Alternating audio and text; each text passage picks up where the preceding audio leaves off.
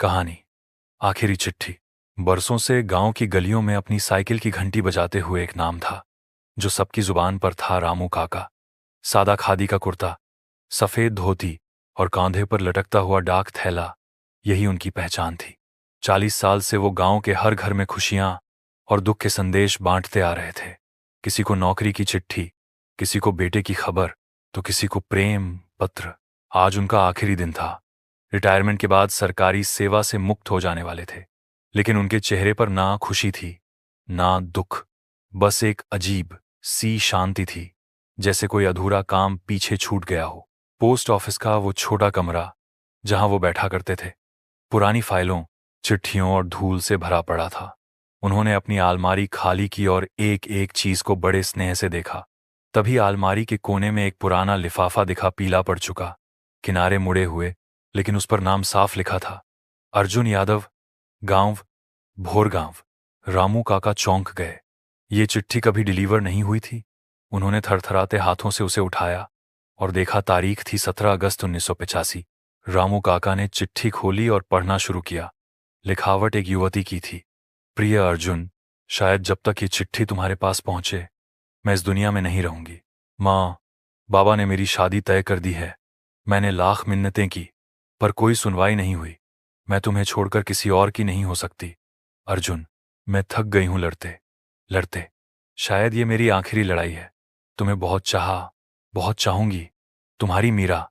चिट्ठी पढ़कर रामू काका का दिल धड़क उठा। मीरा, उन्होंने नाम दोहराया। वो लड़की याद आई, शांत, सौम्य, लेकिन आंखों में गहराई लिए हुए। वो और अर्जुन गांव में बचपन से साथ थे। कहते थे दोनों एक दूसरे से बहुत प्यार करते थे। फिर अचानक मीरा की शादी की खबर आई थी और वो गांव छोड़कर चली गई थी। पर अब ये चिट्ठी? रामू काका को अपनी गलती महसूस हुई। शायद ये चिट्ठी समय पर पहुंच जाती तो एक जीवन बदल जाता। रामू काका अगले ही दिन अर्जुन का पता लगाने भोरगांव निकले। गांव वैसा ही था, मिट्टी की गंध, आम के पेड़ और गली में खेलते बच्चे। उन्होंने कुछ लोगों से अर्जुन के बारे में पूछा। अर्जुन बाबू? अरे वो तो यहीं रहते हैं, उनका घर तालाब के पास है, एक बूढ़े ने कहा। रामू काका जब वहां पहुंचे तो देखा, एक बुजुर्ग आदमी चारपाई पर बैठा बीड़ी पी रहा था, आंखें बुझी हुईं, चेहरा झुर्रियों से भरा। वही था अर्जुन यादव। नमस्कार, रामू काका ने कहा। अर्जुन ने चश्मा ठीक किया। रामू काका, आप? कितने सालों बाद देख रहा हूं। रामू काका चुपचाप बैठे और थैले से वो चिट्ठी निकालकर सामने रख दी। ये तुम्हारे नाम थी, पर तब पहुंच नहीं पाई। अर्जुन ने चिट्ठी उठाई और पढ़ने लगे। हर शब्द के साथ उनकी आंखों में नमी भरती गई। अंत तक आते आते वो फूट फूट कर रोने लगे। मीरा? वो बुदबुदाए। उसे लगा मैं उसे छोड़ दूंगा। रामू काका चुप थे। काका, हमने भागकर शादी कर ली थी। वो मेरे बिना जी नहीं सकती थी और मैं उसके बिना मर गया था। हम दोनों ने गांव छोड़ दिया था और शहर में एक नया जीवन शुरू किया। तो मीरा जिंदा थी? रामू काका को यकीन नहीं हुआ। थी, अर्जुन बोले, पर कुछ साल पहले कैंसर से चली गई। आखिरी वक्त में अक्सर कहती थी कि मैंने एक चिट्ठी भेजी थी अर्जुन को। अगर वो मिल गई होती तो शायद हमारे बीच कभी वो खामोशी ना आती। क्या मतलब? रामू काका ने पूछा। हमारे बीच एक गलतफहमी थी। उसे लगा मैं उससे दूर होना चाहता हूं और मुझे लगा कि उसने कभी मुझसे सच्चा प्यार नहीं किया। लेकिन वो चिट्ठी सब कुछ साफ कर देती।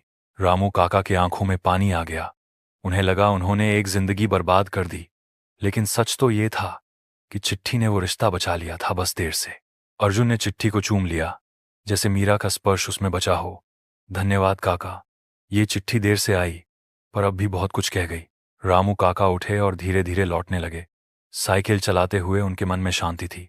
40 सालों की सेवा में शायद यही सबसे जरूरी चिट्ठी थी, जिसने एक प्यार की पुष्टि की, एक अफसोस को मिटाया।